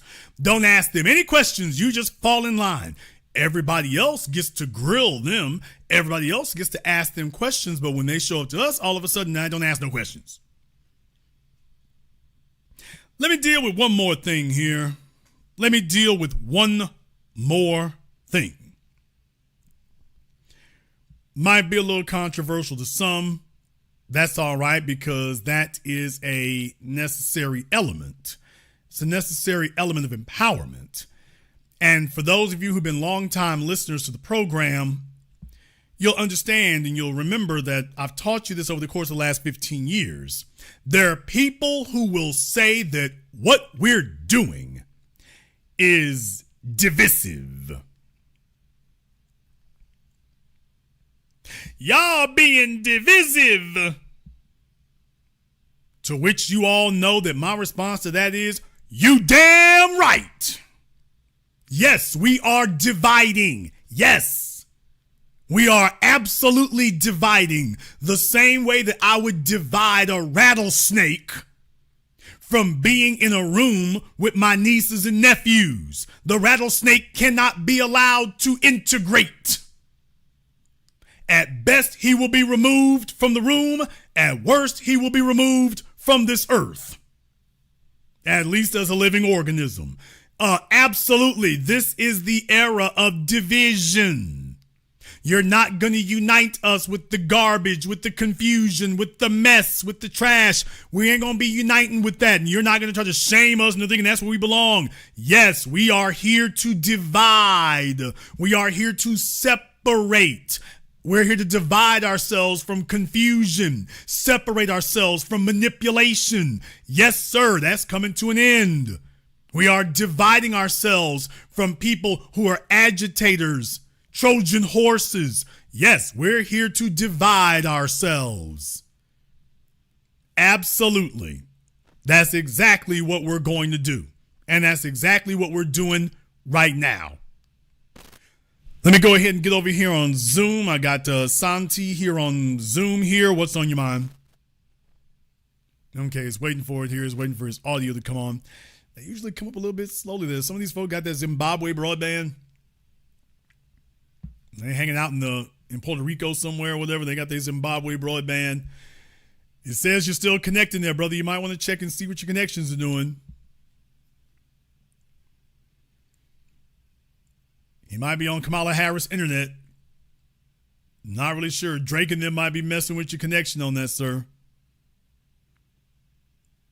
Let's go ahead and put him back in the waiting room there and see if he can get that newfangled technology straightened out. We'll see if we can get that newfangled technology straightened out for him. All right, let's go ahead and see if we can get Jacqueline on here. Jacqueline, go ahead and unmute yourself. Hello? All right, Jacqueline, go ahead and unmute yourself there. And I'm going to just make sure we just need to start your video so we have no trolling issues. We're not going to put you online. Just make sure there's no issues there. Hold on. Okay. All right, Jacqueline, what's on your mind? You know what? I just came on and I didn't have anything to say yet, but I was just trying out coming on. So there's a lot that I have to say, but I'm going to listen in. Okay, she was bored or something. I'm not really sure. Looking like America's favorite auntie. What is we doing? Oh, I just want to call in because I wanted to call in. I should have put her ass on the screen. All right, let me go back and try Santi one more time here. Yeah, y'all is. I didn't think he was going to answer, Jason. Yes, I'm actually going to answer there. We're going to do that. All right, Santi, let's see if you got your microphone straightened out. Let me pause this. All right. All right, you better there. What's on your mind? Chilling, man. Listening to the broadcast. Excellent broadcast as always. Much respect, Black first. I can't stand Michael Eric Dyson. All right. Now, not to save my life here. Look, I can't stand Michael Eric Dyson. Rather, it's his circumstances with Ketanji Jackson Brown and mocha skin color and chocolate latte and all of this old bull crap. It is always symbolic with him and the rest of these clowns that you have in here. And as you were saying last weekend here, the cases of a chameleon and individuals shaping into certain colors and what have you to be able to get Black support here is a lot of what we're pissed off at here. And we smell this stuff coming. Folks can't just creep up on you anymore and do this Barack Obama thing. That was done after his last term, second term served. Black people are just not going to have that anymore. Well, remember when I taught you all there, it's going to take a while before they get the memo. They're going to keep trying to run it because that's the only play they have, because they are not interested. What they're exposing is they know exactly what it is we want. Michael Eric Dyson coming out with this garbage is showing he knows exactly what it is. Dancing around the real issue shows he knows exactly what it is. This is how dedicated. If y'all want to know where the money is not in Black empowerment. They are not going to offer me an article in the LA Times. Not going to happen. Meanwhile, Michael Eric Dyson and anybody who wants to undermine us gets a front row seat. That's where the money is. That's where the big paycheck is. That's where the appearances on cable TV are. That's where Bill Maher and CNN is. They make sure you get papered up if you can survive the contest with the other bootlicks. That's where the money is. Nobody is offering a true, genuine pro-Black person $100 million for a damn thing. What? Nope. Van Jones got that. You didn't even know he was in the running for it. Still don't even know what it was given to him for. We still don't know. Jeff Bezos did not pay the Saudis for blackmail, but he paid Van Jones. Think about that for a few moments. Nobody is giving $100 million to a Black person commentating on a damn thing, and Van Jones does not have $100 million worth of influence. What the hell are you paying him for? And yet there's the money. Reverend Al, there's the money. Joy Reid, there's the money. Michael Eric Dyson, there's the money. You don't have a single pro-Black person on any network anywhere. Fox or MSNBC. Not a single one. Not a single one. These folks get millions of dollars a year. Millions. And yet, now you see what they're getting paid for. It doesn't matter which side of the coin you're on, the so-called right-wing side or the so-called left-wing side. They all operate the same. So let me ask you this here, because you mentioned Michael Eric Dyson in that regard. What do you think about Michael has always tried to, okay, for those of you who've forgotten or don't remember, Michael Eric Dyson, when he first started getting put on cable television and some of these news programs, he was what's supposed to be the hip hop professor. So that was really supposed to be his pedigree, was that he was the professor they could bring on there, and his whole thing was he was the hip-hop professor. So if you want to know about rap and this, that, and the other, he was supposed to be the academic who could explain to the white folks what it is that the savage Negro beasts in the streets of Compton were doing, and what their real, he was going to philosophize what it was. So for those of you who don't remember, you're too young or whatever, going back 20, 25 years, that was Michael Eric Dyson. That was the whole reason that he became a commentator, or he was allowed on cable television in these news shows, because he was the so-called hip-hop professor. So if they want to talk about rap music, he was the academic they brought on who gleefully, they wouldn't talk to him about anything else, foreign policy, anything, didn't talk to him about anything else, about Negroes. All of a sudden, he was their dude. So what do you think about the fact that it seems like he's trying to reestablish that credential? I think it's dead. I think the young folks are going to smell him coming just as much as they smell Roland Martin. A lot of these old dead intellectuals don't have any type of rock to climb up underneath of, in which these young people don't see him. They had their opportunity. Michael Eric Dyson was supposed to have some show for MSNBC that never came into fruition. You know, along with a couple of other not a couple. I'm glad you mentioned that. Everybody remembers now. Barack Obama was in office. They had a hiring spree of Negroes. It was embarrassing. Even the networks had to acknowledge that. Now, isn't it kind of embarrassing that we haven't had really a bunch of Black folk working for us here? Obama gets in the office and they hire a bunch of Black folk. Melissa Harris Perry and the rest of them. As soon as the end of his second term came into view, they started letting them all go en masse. Goldie Taylor, Melissa Harris Perry, Roland Martin. It was a bloodbath. Those of you who were there a decade ago, y'all remember it. It was a damn bloodbath.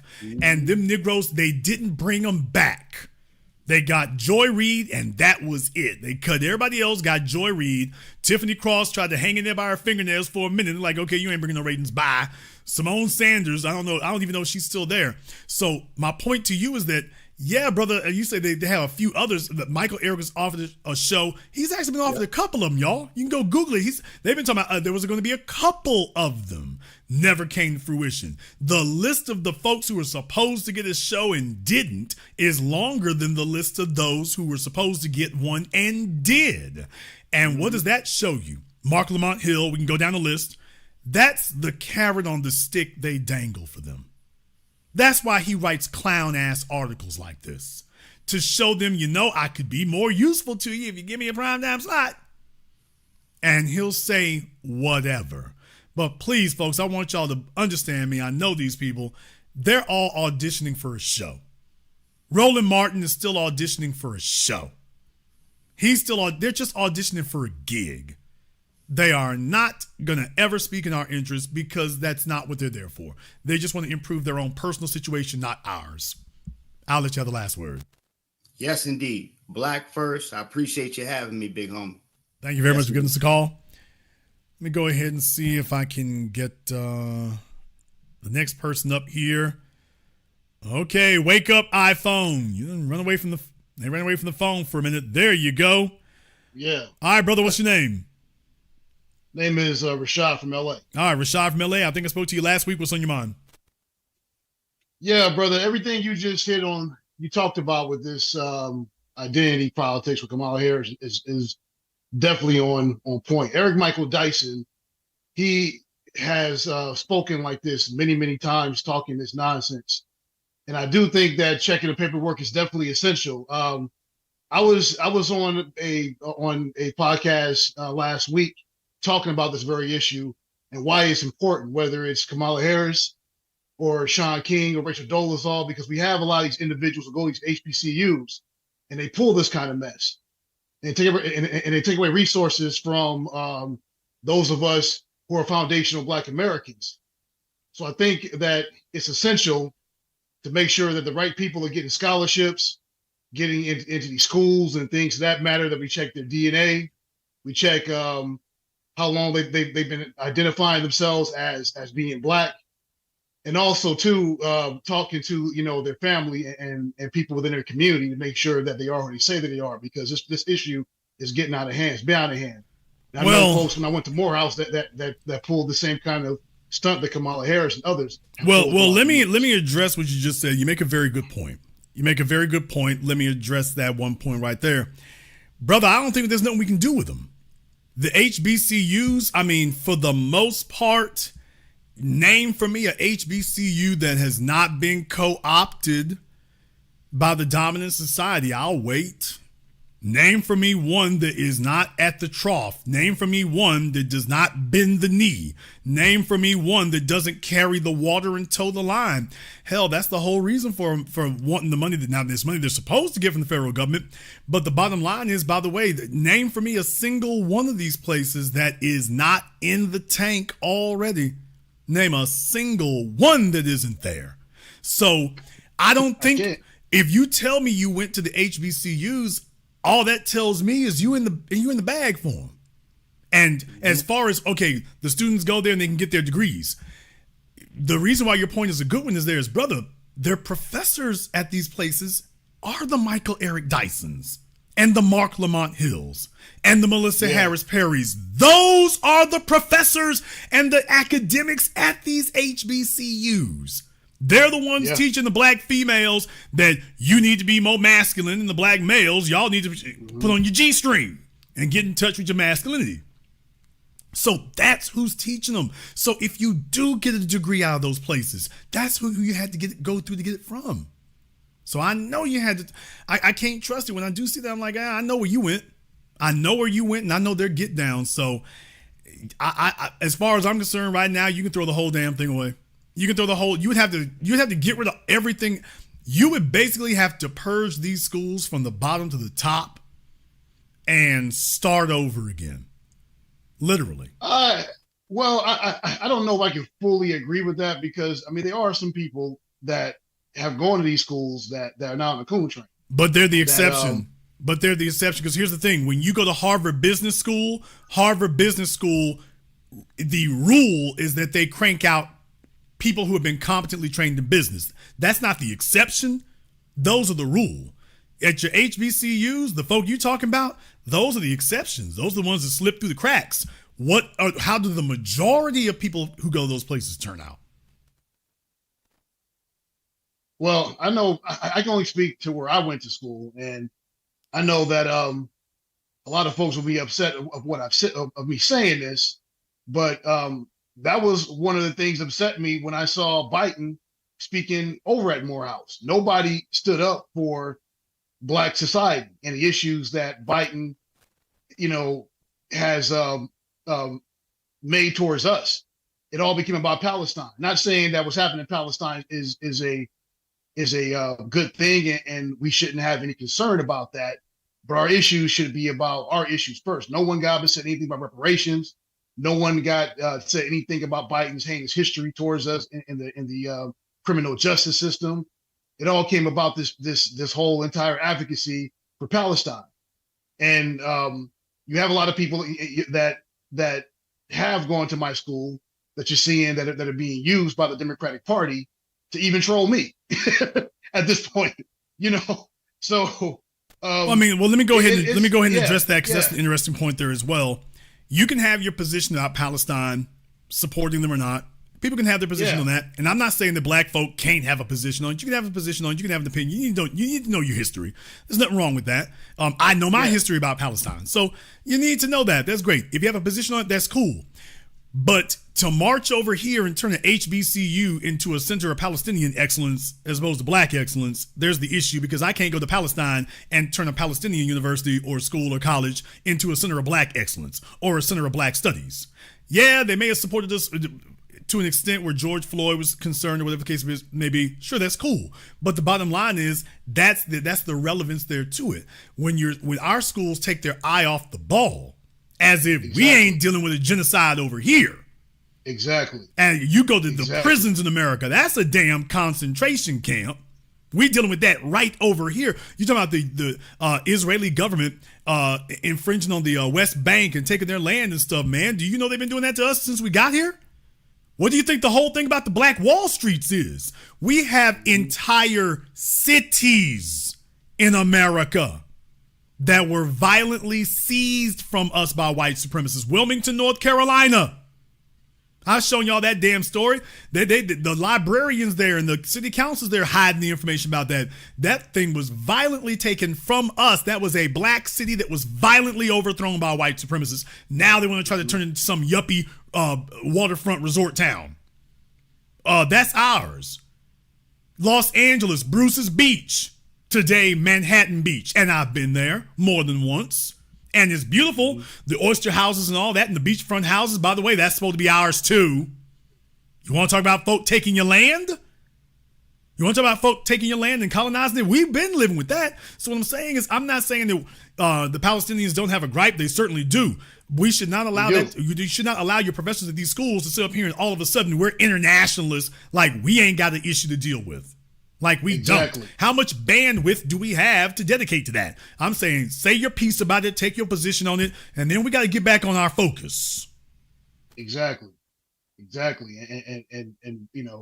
Biden has been very active in causing this genocide that you're talking about. I mean, all these crime bills and that Biden has written specifically to target us, and nobody said anything about it. Nobody said anything about or try to push to see what he would do to rectify the situation. Everything came about Gaza.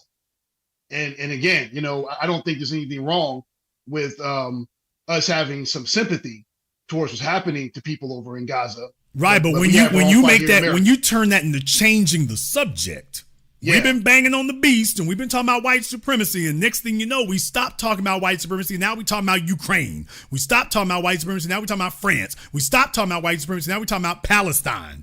And you promised us we'd only be doing it for a couple of minutes, and then it's 3 or 4 months later and we're still doing it. Well, what do you know? As I've always said, this anything and everything that takes our eye off the ball, as long as we're not talking about white supremacy, they don't give a damn what we're talking about.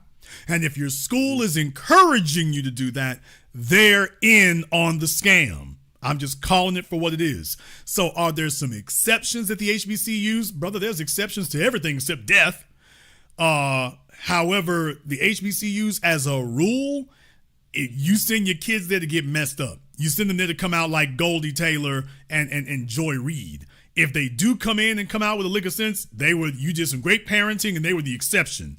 The rule is it indoctrinates them, and next thing you know, they went in talking about black folk. They come out talking about Palestinians. They come out talking about feminism. They come out talking about LGBT.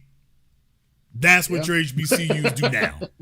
So oil up your butt cheeks and get all nice and smooth. That's what the HBCUs teach you. Well, I'm letting the whole world know I'm the exception. I'm not the rule. I'm the exception, and I'm the exception of light-skinned brothers. You give us so much work too. So I just want to put that in there. You know they be reckless. Come on now, you know they be reckless.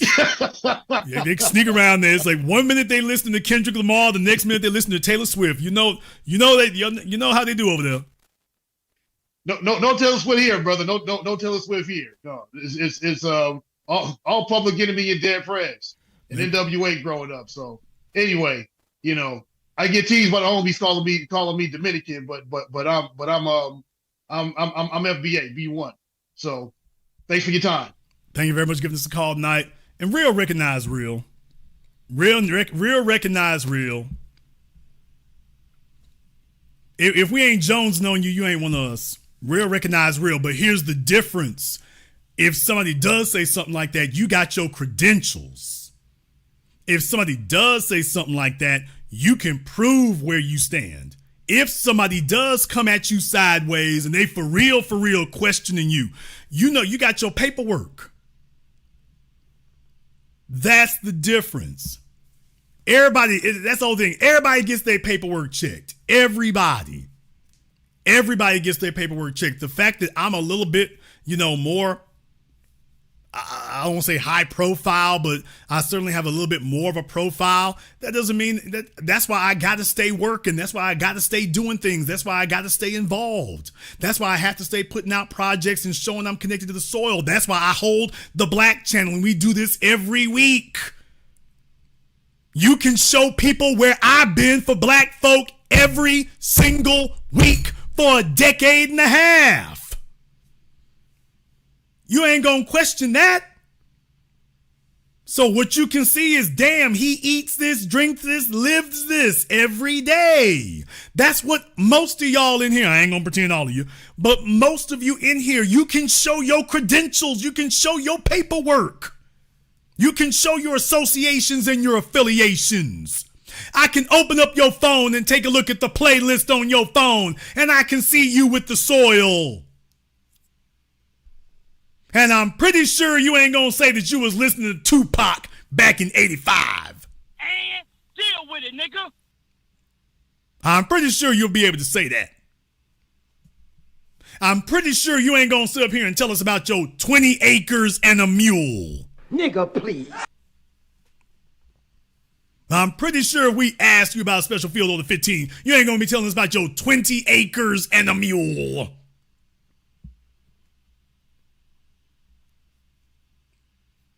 And you won't need Michael Eric Dyson to come swinging into the rescue to save your credentials either.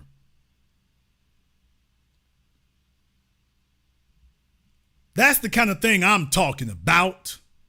What are your daily conversations? Kamala Harris should have some young black men and young black women who know her, and she's speaking to them today. She can't do that. She should be able to show what the hell that is. After 40 years, she should have 40 damn years of receipts, 40 years of invoices, 40 years of a track record, 40 years of other people who can say, I know this woman, I can vouch for her. The whole problem is, can't nobody vouch for her. She dropped in out of no damn where. Now, when she goes and talks to the Asians... Auntie, chill. Now, when she walks in the room and talks to the Asians, all of a sudden, she got all kinds of people who know her and can back her up and can vouch for her credentials. And she can talk about her grandfather and her grandmother and her mom. She come among black folk, no stories. No nothing. I visited Jamaica as a kid. Hell, all of us have visited Jamaica. That makes you a tourist. That doesn't make you a Jamaican. And to sit up here and pretend like black men are in the wrong for doing our job? It's our job to stand up for the people. It's our job to clearly define the culture. It's our job to clearly define the threats to the culture and the people. That's our job. That's our obligation. That's in our blood. That's our DNA. That's our function for living, is to define and defend the black body politic, to clearly spell it out. That's our job. That's our purpose. That's our reason for being. Ain't nothing else there. Ain't nothing else. That's what it's supposed to be. Let me explain something to you there. These folks know full damn well it goes differently in other places like that. They wouldn't have been surrounding Aisha Curry like that if black credentials was on deck. They doing that because they caught you slipping and you don't have no black backup and no black credentials. They're like, okay, we know. They know who they can mess with and who they better not. They know when it's time to go down. They know when they dealing with some folks who ain't scared. They know when they're dealing with some folks who ready to turn up right here. That's around the world. They know how to target you. So you damn right we gonna speak up for it. When we see somebody who's bogus, we gonna speak up against that too, and we gonna call it for what it is. The day of the carpetbagger is over. Kamala Harris has had 40 years to present her credentials. If she had them, she'd have shown them. We see your paperwork, Kamala. It looks dirty. And it is essential that we do this now. Folks, the reason we have this problem today is because we didn't take the hard line before now. The baby boomers, the civil rights generation, did not take the hard line before now. You would not have a Kamala Harris sitting here sowing discord and dissension and chaos if you had stuck to the damn guns back in the 60s like Malcolm told us to do. We wouldn't be in this situation now if we had held the hard line and held it firm when these things first started happening. If we had been unafraid to create some awkward situations. For those of you who are parents, you understand how it is when you're dealing with your children. If you don't invoke discipline and make it clear to them that there are firm boundaries, when you don't make it clear to your children that there are firm boundaries that they cannot cross and they cannot challenge them, and that if they do, there will be consequences. When you don't do that, your children run the hell over you and eventually do themselves or you and them in. No, you are not harming your children by defining firm boundaries. You are creating a strong family. That is what creates unity, is understanding what the boundaries are, what the code is, and then demonstrating that you will stand by it, even if it makes somebody feel bad, even if it makes them feel like an outcast, even if it makes them feel awkward. They're the ones who crossed the line. It's your job to enforce the line. That's our job. And if us enforcing something as simple and basic as the black body politic leaves Kamala Harris and Drake or anybody else who's been off code sitting on the outside looking in, then so be it. But we will not bend, we will not apologize, and we will not compromise. It's a new day. And Michael Eric Dyson and the rest of the old dead black media can't save you.